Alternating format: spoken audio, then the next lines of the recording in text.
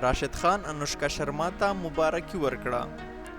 نن درته د معلوماتو څخه ډکه ویډیو لرم. هیله ده تر پایه سره پاتې شئ او که زموږ چینل مو سبسکرایب کړی نه وي او غواړئ روزمره دغسې جالب معلومات وګورئ نو زموږ چینل درسره هرومرو سبسکرایب کړئ.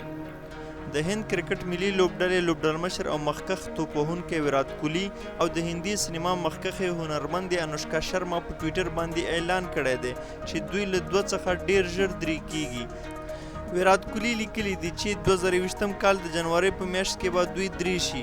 د هغه میرمن انوشکا شرما امیدواره ده چې دواړه خپل راتلونکي ماشوم ته ډیر زیات خوشحاله دي.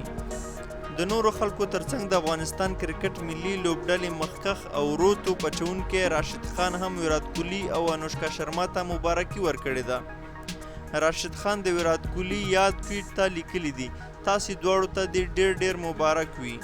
همداراز د هند مشهورو کرکټرانو لکه روهیت شرما، اجنکا ریحاني، مشهورې هنرمندې پریټي زنټا، د چینای سوپر کینګز لوبډلې او د لارډز کرکټ ګراوند له ټویټر اکاونټونو څخه هم دواړو ته مبارکي ورکړل شوې ده. همداراز په لسګونو زره نورو خلکو هم دواړو ته مبارکي ورکړې ده.